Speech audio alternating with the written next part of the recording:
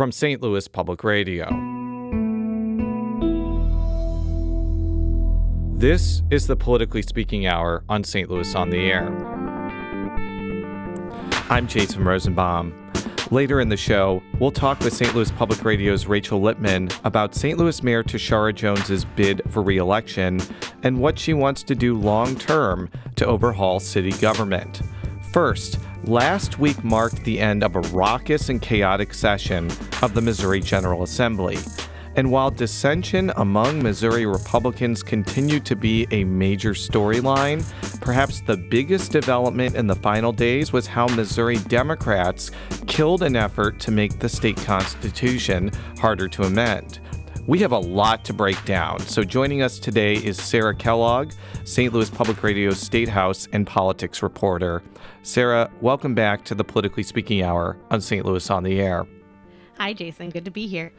What do you think was the biggest story during the 2024 legislative session? The things that actually passed are the bitter infighting among Missouri Republicans. So I'm going to throw you an option C here, actually, which is that I'm surprised that the infighting didn't lead to a special session and that the legislature was able to get the things done that it had to get done, mainly the budget and the federal reimbursement allowance, which we'll talk about a little bit later. You know, at times I wasn't sure those were going to happen. The budget alone was a big indication of how this year went, honestly. I've only covered 4 sessions, one being back in 2018, but I have never seen the budget process go this way. It went to the Senate late, and it was in the Senate the day before the budget was due. There was no time for a Senate and House conference committee, which made this year's budget process really not as transparent as it could have been. And no one saw the final product until the day before. There were even concerns from Governor Parson about this. So, you know, we made the deadline, but woof, I think that ultimately the infighting, the fact that some stuff was able to get done is probably the bigger story. So we'll get to the drama in a little bit because you and I both know that we love drama. Yes, we do. But it would be a stretch to say that lawmakers didn't do anything significant in the final week of the session. What were some of the things that made it across the finish line in the last 5 days that you'd like to highlight? So, yeah, the federal reimbursement allowance, also known as the FRA. The FRA, it is a tax on healthcare providers. Basically, they pay this tax and they get reimbursed, then some, by the federal government. It pays for roughly a third of the state's Medicaid program. We're talking billions of dollars. This is a huge deal. And it was a huge point of contention 3 years ago, or 3 years ago, yes, when it was up for reauthorization. It had to go to a special session. So that was the big question this year, was whether or not it had to go to special session. It passed the final week. The House members didn't waste any time after it was delayed in the Senate. They took it up and passed it. So I think that is arguably the biggest non-budget thing that they were able to pass. Other things include a tax fix on property tax freezes for seniors. The way that the bill was drafted last year, it excluded people who were on pensions versus just Social Security. So it basically says if you're 62 and your county is participating in that program, you will qualify for a property tax freeze. There was a really big property rights bill that included a land bank for St. Louis County. It basically banned eviction moratoriums. There was an expansive public safety bill, which included a conviction review unit and also making it illegal to kind of shoot your firearm in the just up in the air, called celebratory gunfire. So there was a lot done this year. It was, but definitely not as much as other years for sure. And could you elaborate on the land bank issue? Because I know that could be pretty important for St. Louis County. Yeah, so land banks allow for public entities to acquire, manage, and develop vacant or abandoned or foreclosed property. So like a lot of abandoned buildings that you see, they could be basically taken and then redeveloped in that way. So that's huge for St. Louis County, as well as just other areas. It opens it to the state as a whole. So that's definitely one of, I know that Representative Kevin Windham, who's a Democrat from St. Louis County, that he was so excited for that one. And that was a huge win for him and I think others in that area for sure. Yeah, I actually talked with Representative Windham right after that passed, and people were congratulating him, and I wondered what he was being congratulated for. Maybe he had gotten like a doctorate in something, but it was to congratulate him on the land bank bill. Yeah, absolutely. But one of the things that's really notable here is the Senate didn't end up passing a single bill during the past week, primarily because Democrats were engaging in a record-setting filibuster over a measure making it harder to amend the Missouri Constitution. And you could tell after his chamber adjourned that House Speaker Dean Plocher was not particularly pleased with what happened. We may have our disagreements, we talk them through, But on the other side of the building, it's like having the door closed and mom and dad are screaming at each other. That doesn't help the family. That's House Speaker Dean Plocher, a Republican from Des Peres. So, Sarah, does Plocher have a right to be annoyed that the Senate melted down too much this year? I don't know how he could have seen what has happened the last couple of sessions and not think that the same thing wasn't possible this year. I'm especially thinking about the 2022 session with the infighting over the redistricting maps that had Senate going memorably in on a Saturday. It took until the day before session ended to pass that map, where the Senate immediately adjourned, which left the House kind of scrambling the last day.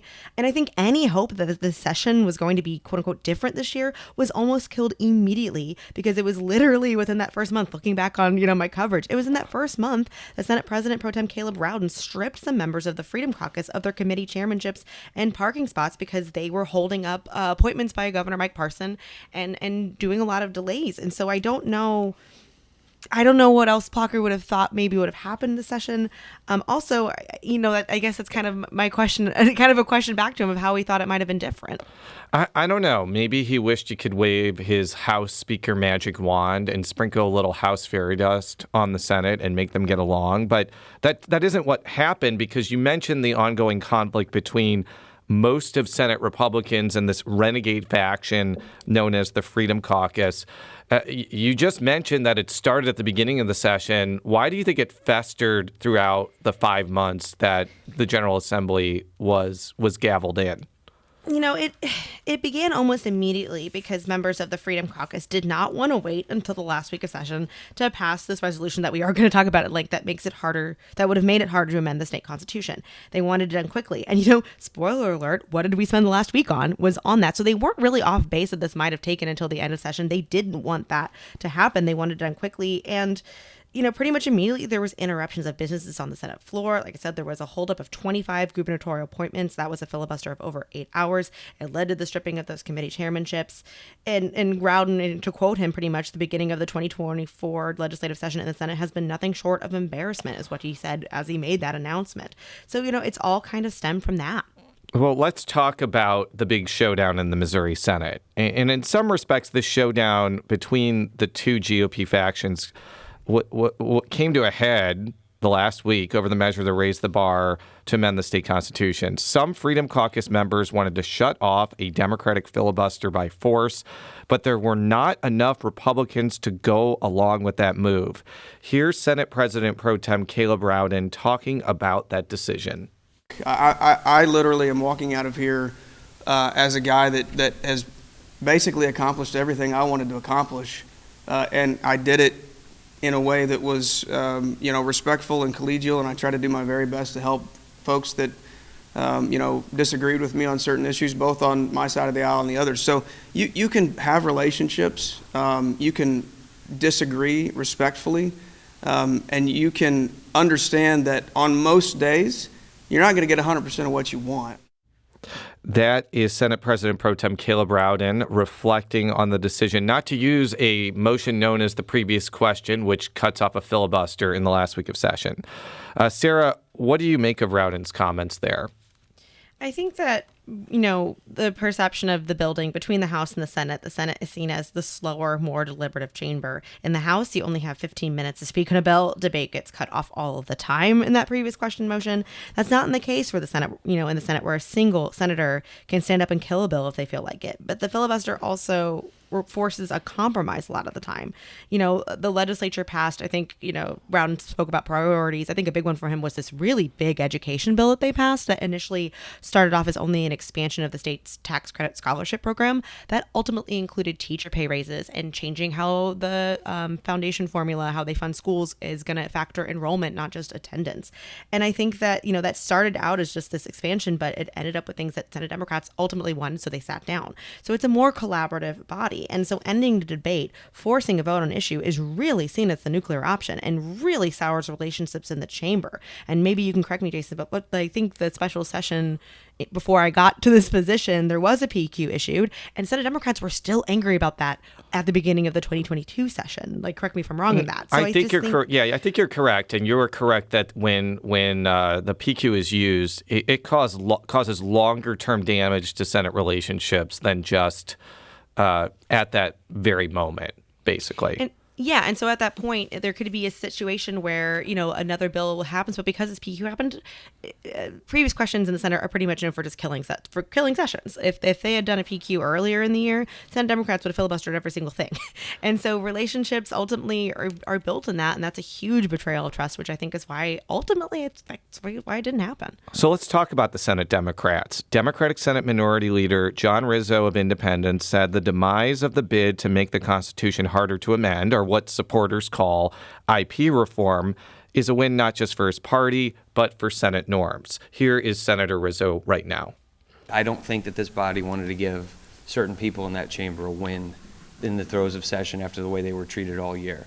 And I truly am. I'm proud of all the Democrats and Republicans that stood up to that, truthfully. But I don't think these last few days were about IP at all. I obviously feel like that is clear priority for them. And like I said, I think it comes back. And it might come back with a vengeance, honestly. But I think this week was about enough was enough. That was Senate Minority Leader John Rizzo, an Independence Democrat. In addition to kind of responding to Rizzo's comments, what do you think about the past week showed about Missouri Senate Democrats? I think it says a lot about where Missouri Senate Democrats decided to draw the line this year. I'm going to go back to that education bill. That was one they didn't like, and even House Democrats, at first, but sat down and let the bill go through. House Democrats had a lot that they didn't like about it, especially Boone County Democrats, because it does allow for charter schools in Boone County. And there were questions of why didn't the Senate Democrats filibuster longer on that? There was also the filibuster led by Senate Democrats on this year over a bill that bars public funds like Medicaid reimbursements from going to abortion providers or their affiliates like Planned Parenthood. And eventually Democrats let that bill through.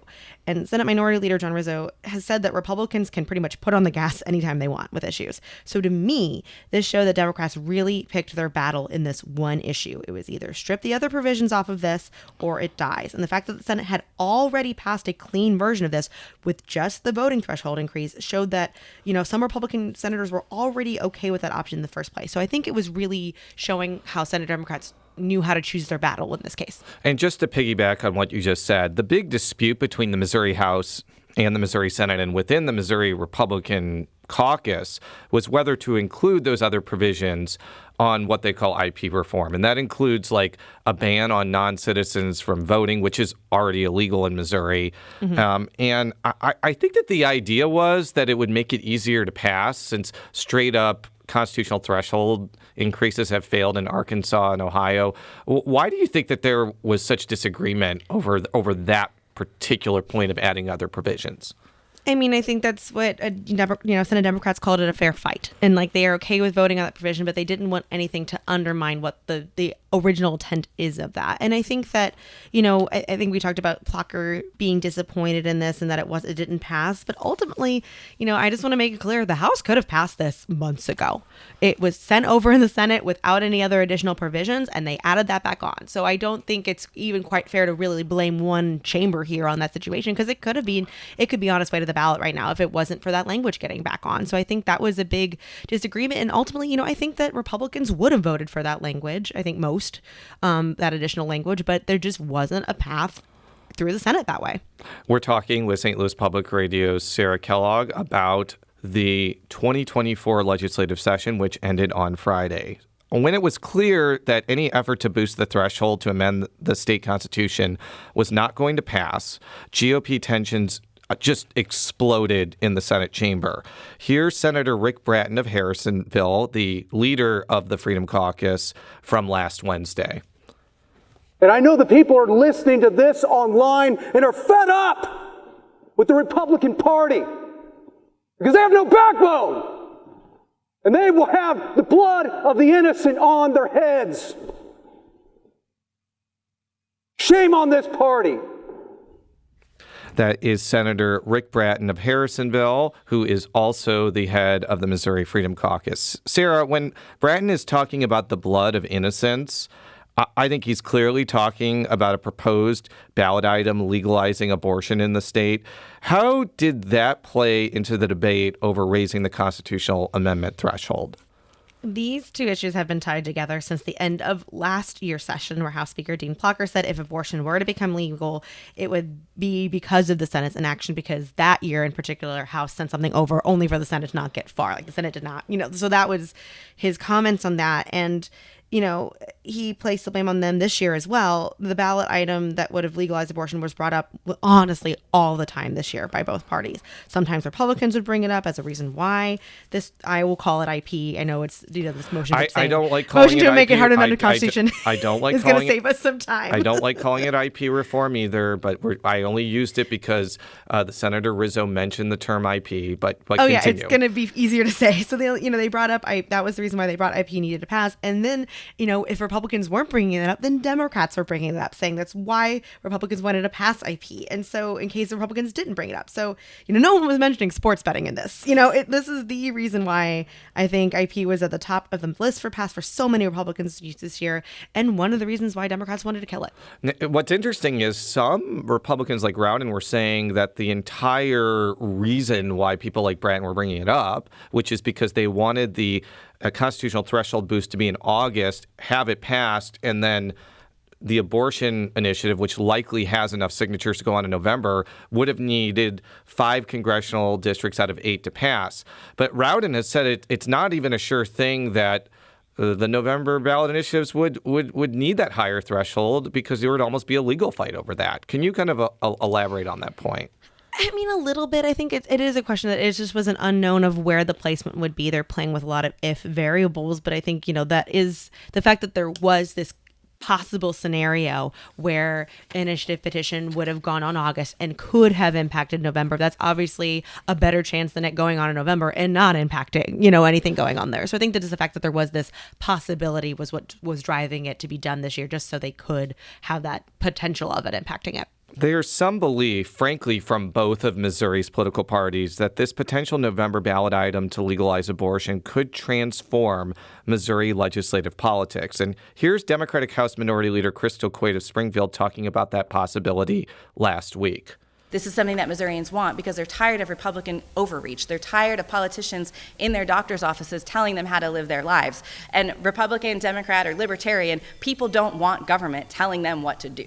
And so we know that folks are going to show up for this. What it does to what happens in this building, we're going to break the Republican supermajority in the state House and Senate this election cycle. Period. And so what that means is that when we have a Democratic governor, we can veto some of this nonsense, some of this, we can uphold that, and more importantly, we can actually work as a larger body to pass these bipartisan things that we've been talking about, like access to childcare, improving our rural hospital access and affordability, all of the desperate things that we need to be looking at, teacher pay, employee pay, all of those things, and having abortion on the ballot is going to let us get that done.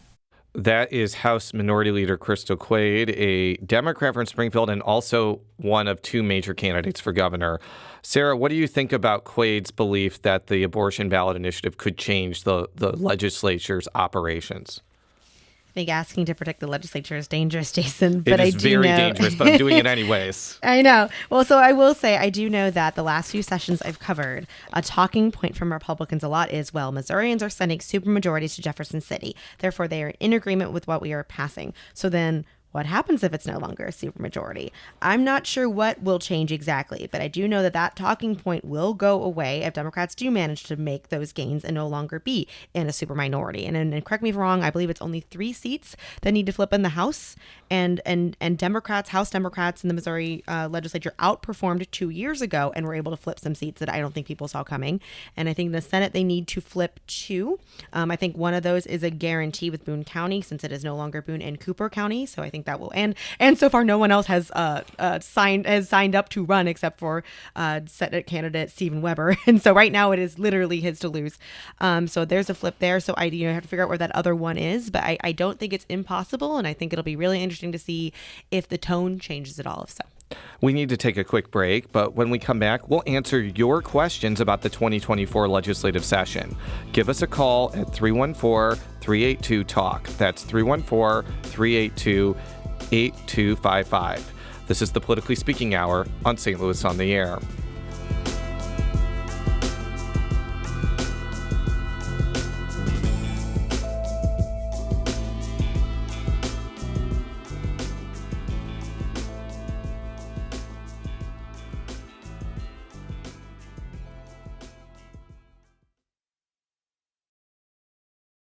Welcome back to the Politically Speaking Hour on St. Louis on the Air. I'm Jason Rosenbaum with St. Louis Public Radio's State House and politics reporter Sarah Kellogg.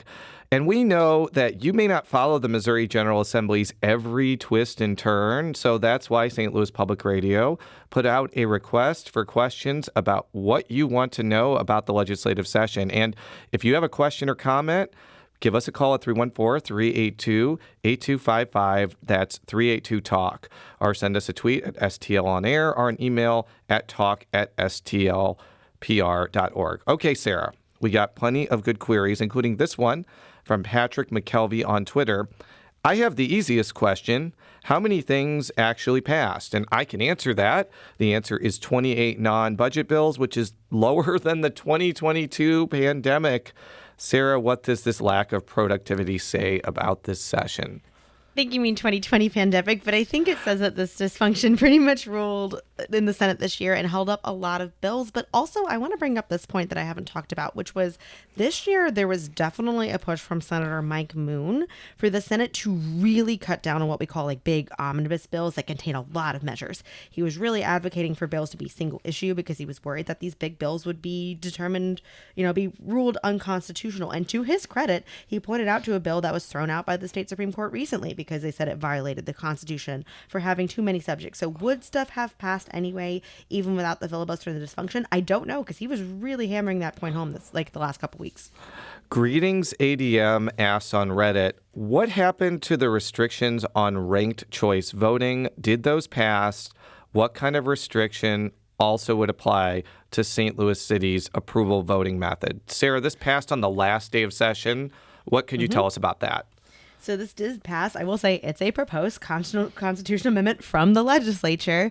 And if passed by voters, it would eliminate ranked choice voting in the state. It also contains other provisions, but I do want to note that it would not apply to St. Louis. The House version pretty much was a blanket, but when it passed through the Senate, there was a carve out for St. Louis. And as you said, I've written about it. You can find more on our website, but it would not impact St. Louis at all. We got a lot of questions about the fight around quote unquote IP reform, which Sarah and I have already said we don't like that phrase, but we're just going to use it anyways because why not? Cody Henry on Instagram asks, why would you ever want to change the Constitution? It should be next to impossible to change. Why do you think, Sarah, there have been so many attempts to alter the Missouri Constitution? All right, so Jason, I might need your help because this is going back when I was in high school, but this is what this is my assumption. So back in 2010, Missouri voters approved of a statute change. So a change to state law, not the Constitution, known as the Missouri Dog Breeding Regulation Act, which created new laws for dog breeders, capped how many dogs they could breed, required resting periods between breeding, other measures.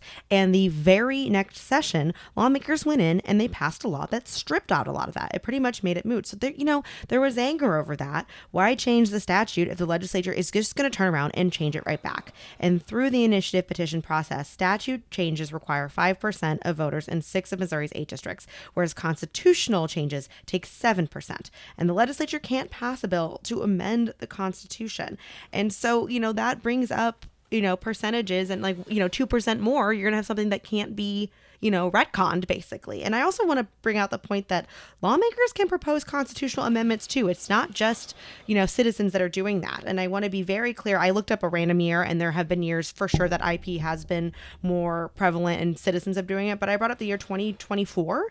I looked up the year 2014. That year in August, 5 constitutional amendments were on the August ballot. All were proposed by the legislature, and 4 were on the November ballot, and 3 were by the legislature, and 1 by the people. And so I want to make it clear that it's not just, citizens that are bringing this. This is also by the legislature. Brilliant on Twitter asks, why did the House send back IP reform with ballot candy when it seemed impossible after the 50-hour filibuster? So, Sarah, this would require us to read the hearts and minds of House leadership, but do you have any theories on why they did that, which effectively killed off any chance of voters voting on a constitutional threshold boost? I mean, as you heard me say earlier in the show, that's a question I've been asking myself, because this issue could have already been on the ballot had they not decided to add that back in. I mean, I think it's not, you can't rule out the thought that they didn't think that this was popular. This issue has failed in Arkansas, which is not, a Democratic utopia.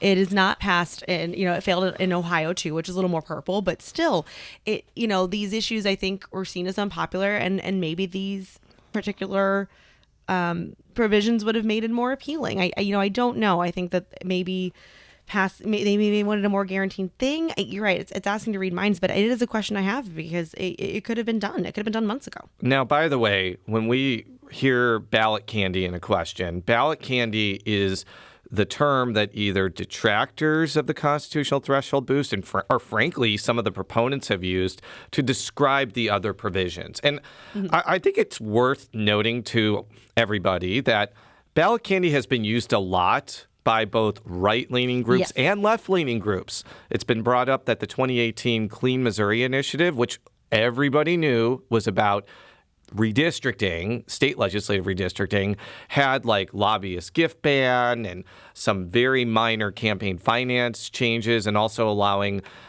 sunshine requests for legislative emails. So it's been done on both sides of the political spectrum. But I think what was most notable, Sarah, about this was I don't even think the proponents of the ballot candy were even really trying to hide what they were trying to do here. And that's why I think that people found it arguably distasteful. What would you say to that? There was if I remember the debates, because there's been so many, there was a lot of pivoting of questions of like, why is this on there? And there was a lot of like non-answers from Republicans on that, other than saying like, yeah, we do think it should be only citizens should vote on. And also, to be clear, this was citizens voting on constitutional amendments. It wasn't even like non-citizens shouldn't vote. It was specifically on constitutional amendments. And I think there was a lot of like, well, I do think that should be the case, but also our Constitution is sacred and we should not have as many amendments to it. So I think there was also just the focus was all on what they were trying to do, and the fact that they didn't mention this language as much really shows that the intent was that higher voter threshold. So one of my favorite Twitter accounts, Missouri Mapper, has this observation that I'd like you to respond to. I wonder if this means that IP reform may be effectively dead for future sessions as well. If the abortion vote passes in November, I imagine some Republicans skeptical of IP reform will argue that passing IP reform will make it harder to repeal the abortion amendment, and thus there may not be any action on IP reform until the GOP manages to repeal the abortion amendment or replace it with something else, which may take years, decades, or may just never happen. Sarah, what do you think of our friend Missouri Mapper's observation there? I think that's a very astute observation, and I think I think that's a good point. I think November might decide whether or not IP is brought up again. So for the last question, I want to bring up this question from the unverified Tom Radamowski. I'm sorry if I got that name wrong, on X. A number of journalists have said that the way this session ended could herald a major turning point in the Missouri legislature. What makes people think that this is a sign of change versus a hiccup in GOP legislative ability? Sarah, I'll have you answer first, and then I'll give my parting thoughts. Yeah, I think next year is really going to be a big indication of how the Senate works. Because of term limits, there were some pretty prominent people within the Freedom Caucus that are getting termed out. That includes Senators Bill Eigel, Denny Hoskins, and Andrew Koenig. Those are big leadership, and they were pretty, head, not like, I know the head of the party or on that wing is Senator Bratton, but those three members were big, big players within that within the caucus. And I think that what happens next with this new group of people, new senators, if more people join, I think that's going to really be an indication of if this was just a hiccup or if this is something that might be more long term. My feeling is that if the November election results show significant legislative losses in suburban districts in particular, I'm talking like St. Louis County, St. Charles County, Jackson County, I don't know if it will cause the Republicans to maybe moderate their policymaking. But if they don't have the supermajority anymore and Democrats become even more impactful in the legislative process, perhaps this past session and also the passage of a bill that banned most abortions could require some introspection when it comes to tactics and legislative decision making. But we can't predict what the legislature is going to do, so we'll just have to find out in 2025. Sarah Kellogg is St. Louis Public Radio's State House and Politics reporter. Sarah, thank you for joining us. You got it. Thanks, Jason. When we come back, we'll talk about St. Louis Mayor Tishaura Jones' State of the City address and her political future. This is the Politically Speaking Hour on St. Louis on the Air.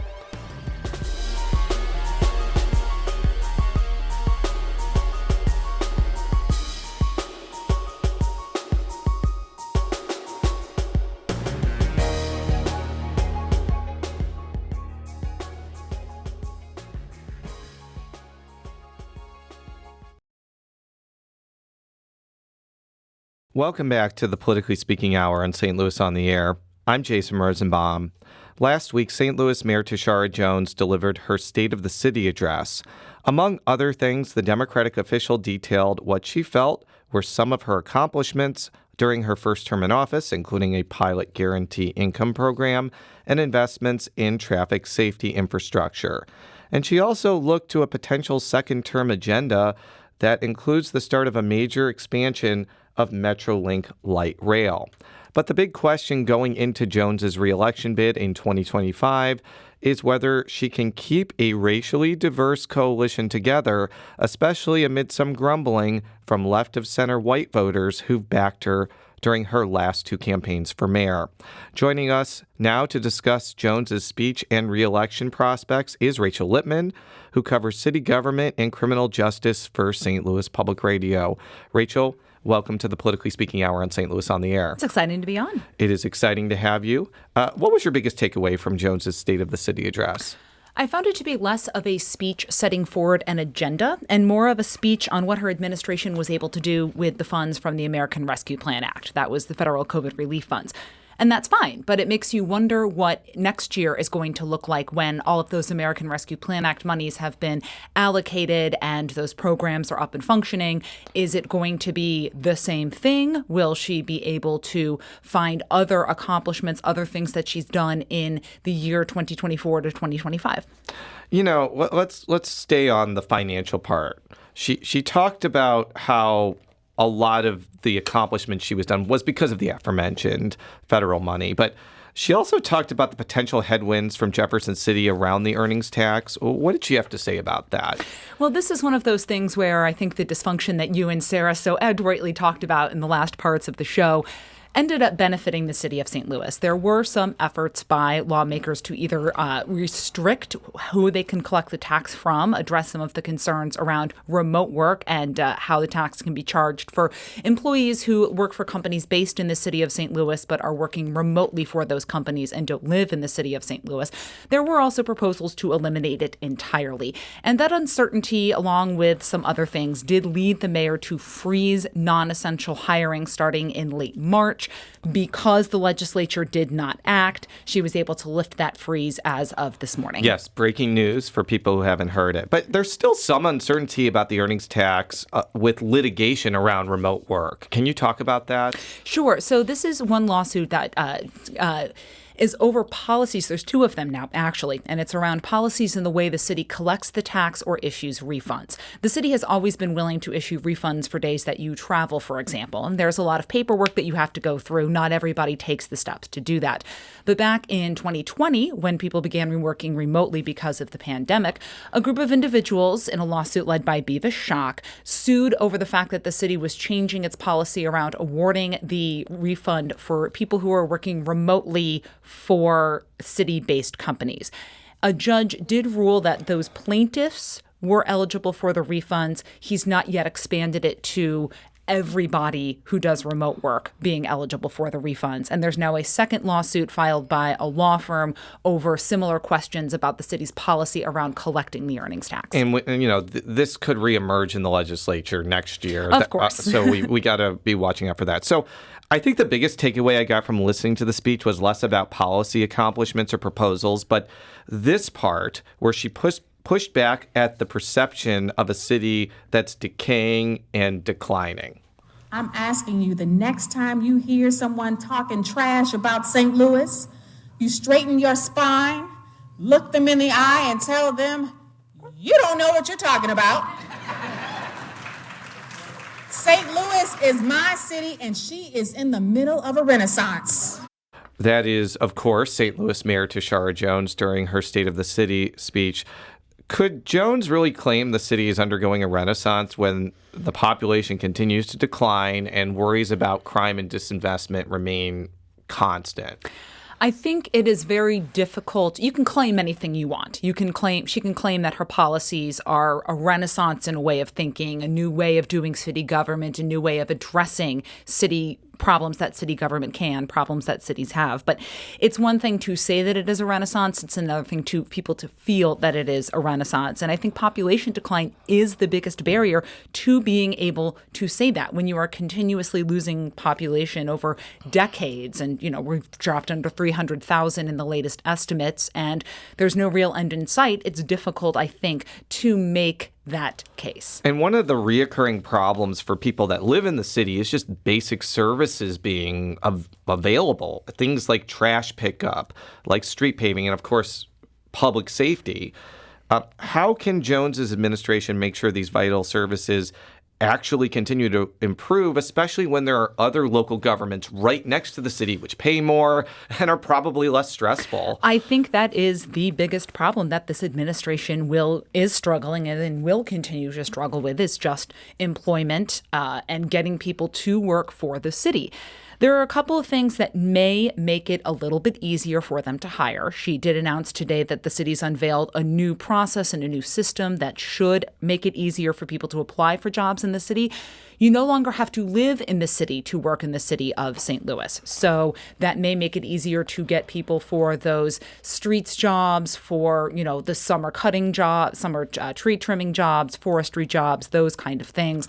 You don't have to pick up and move to the city of St. Louis now to take those jobs. But it will take investment in pay and investment in people. And right now in the budget, there's no mechanism for those raises. And it seems like, would it be fair to say that any mayor, regardless of whether Jones continues after 2025, they're still going to have those headwinds about hiring and city services with them?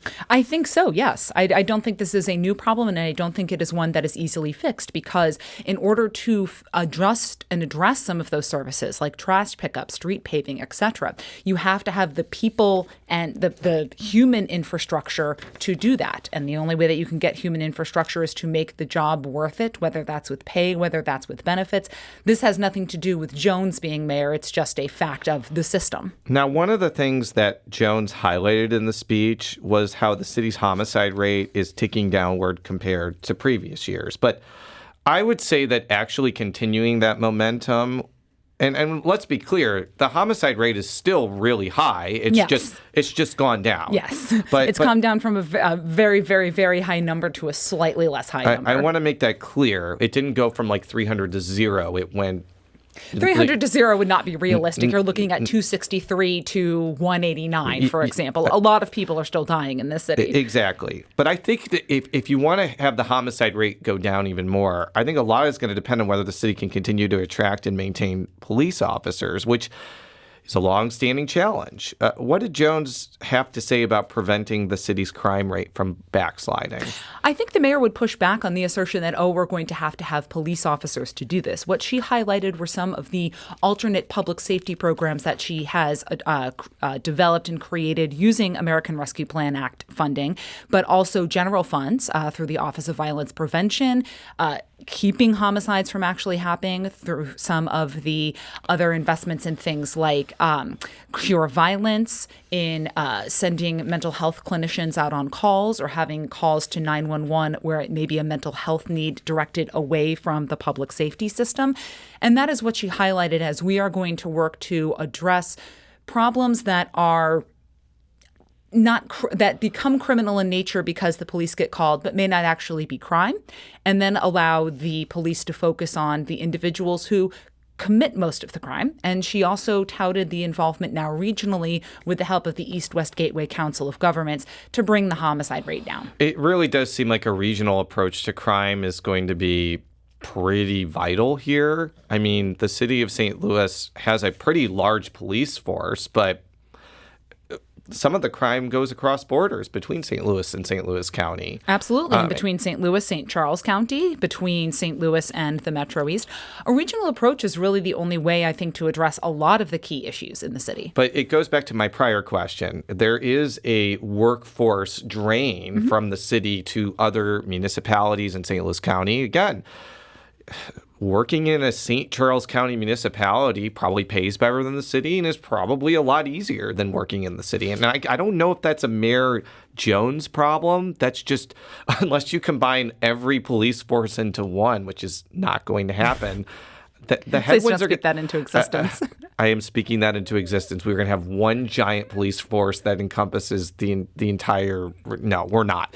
But can you talk about that? Because I think that's been a long-standing problem of a lot of mayoral administrations about recruitment of police officers. Yes. I mean, it is difficult to recruit for police departments in general. St. Louis County has had the same problem. I'm sure if you talk to some of the other smaller municipal police departments, they have had similar problems in getting officers and quality officers onto the force. It is not necessarily specifically a Mayor Jones problem. Now, could some police officers view the policies that she has implemented, the way she has talked about police, as being a reason to, I don't want to work for this department, I feel devalued as an officer? Sure. But the difficulty in hiring police officers is not unique to the city of St. Louis, and it is not unique to Mayor Jones's administration. One of the things I talked with Jones about earlier this year on the Politically Speaking Hour on St. Louis on the Air was Metrolink expansion and how she wanted to follow through on a promise to bring the light rail service up to North St. Louis. Here's what she had to say during her speech. In 2017, St. Louis voters approved the sales tax increase to help fund the Metrolink expansion. And as a result, we've set aside $90 million for a new light rail line called the Green Line. This week,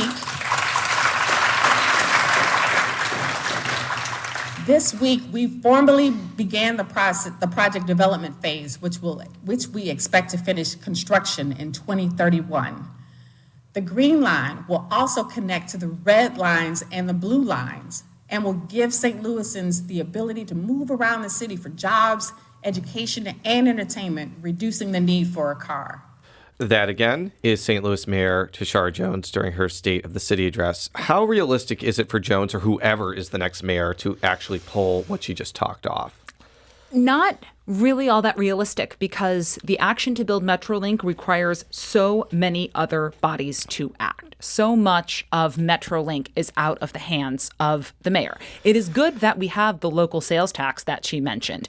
Federal government, other entities like to see that there's some local skin in the game, but it was never meant to be the entire source of funding, and it's not going to raise enough money to build it by 2031. So she has to hope that other bodies do act in order to have Metrolink, the Green Line, become a reality. It's moving along in the process, but the mayor is one bit player in this entire system. It is always good to have local support for it as well. But again, so much of that is out of Mayor Jones's hands. You could make an argument that there's been some pressure in order to spend this sales tax just because it's been accumulating since 2017. And I've always made the argument that if you're not going to spend it on Metrolink expansion, spend it on something else. Is this maybe why there's some pressure now for an expansion to happen? I think it is. I think it's more just a timing thing. I think it's that there's some momentum now because East West Gateway Council of Governments, some of the other regional bodies have started to move and to act and to get this project going. Now, is she getting pressure to say, hey, there's this pot of money, why aren't we using it? That is a possibility, but I think this is just a factor of the other bodies that are involved in this acting. The mayor can't act to expand Metrolink on her own. Now, let's get to politics. Jones announced last week she's running for a second term. How do you think she stands in her bid for another 4 years in office? I think it is all going to depend who gets into the race. If it is a more conservative individual in the lines of, let's say, a Tom Oldenburg or a Steve Butts, those are the names that we've heard mentioned, I think she'll have it pretty well, I think she will have a second term pretty well locked up. And I guess if it's not a conservative person, so let's just say it's Alderwoman Kara Spencer again, how do you think that race shakes up? I don't know. I think it depends on whether Spencer can present herself as an alternate to I will be able to make the city function. It would be a rematch of 2021 if it was Spencer and Jones again. But Jones, the mayor, would have had an entire 4 years of either successes to point to, or Spencer could say, look, I would have done this better. Yeah, and I think there's also a racial dynamic here. St. Louis City has a large black population. All the candidates you mentioned are white. How does that factor into prognostications? I think it all depends on whether or who fills in the appeal to the white progressive voter. If somebody jumps in where that, coalition or that part of the coalition says to Mayor Jones, you know what, we've disagreed with you on some things. This person is promising to, more closely align with some of our values. It'll be interesting to see if she can hold a black the coalition of black voters together that she has built. It's really all going to depend on who jumps in and also finances, who will have the money. Well, shifting back into legislative and a little bit of politics, it's been interesting to watch the dynamics between Jones and Board of Aldermen President Megan Green. Those two come from the same political factions, but they've disagreed pretty publicly over a lot of issues, including changes to firefighter pensions and a push to overhaul policies around homelessness. How could that friction affect Jones's reelection bid? Again, I think it all comes down to who else gets into the race. If the white progressive voter in the city of St. Louis, a more left of center individual, looks at the candidates and says, you know what? This person still aligns relatively closely with my values. Mayor Jones still aligns closely with my values. Even though we have disagreed on some of the issues, I am going to continue to vote for Jones. However, if they see someone where they believe that they could get more out of that person when that person is in office, that is where I think perhaps she might have some trouble, perhaps not. But again, if she splits that vote, the white progressive vote, and her coalition of African-American supporters sticks together, then I think she'll become mayor again. And these disagreements, I guess, are surprising to some because, as we mentioned, they're from the same political faction, but they have been pretty significant. I remember when Mayor Jones came on the show and said, no, we are not going to spend the Rams money on city raises. That not only seemed to be a difference in style and approach, but tangible things that aren't going to actually happen because the mayor could veto essentially. I think it is once you get into office, you have to govern. And that is sometimes what people struggle with, is the reality of you can campaign on everything you want and you can make promises. But when you get into actually running a city of about 300,000 people, a workforce of however much it is, dealing with the personalities of 14 different people, 15 different people on the Board of Aldermen, Comptroller Darlene Green, the police chief, other people who, are involved in this, you've got to draw a line somewhere. And I think practically speaking, spending one-time money on an ongoing expense doesn't make fiscal sense. And that is a reasonable argument to make. In the last 30 seconds, do you think that next year's melee for mayor will be one to remember, or will it be sleepy like some of Mayor Slay's campaigns? Oh, gosh. I think it will not be as sleepy as some of Mayor Slay's runs. I think there will actually be some opponents there. Again, you've got a primary and a general election that will actually both be competitive. Hopefully it's somewhere in the middle of the bell curve. It's not a complete melee, but I don't think it's going to be a sleepy non-affair. Melee for mayor is something that I came up with, Twitter, by the way, and I'm very proud of that. Rachel Lippmann covers criminal justice and city politics and city government for St. Louis Public Radio. Rachel, thank you so much for joining us. Pleasure to be on.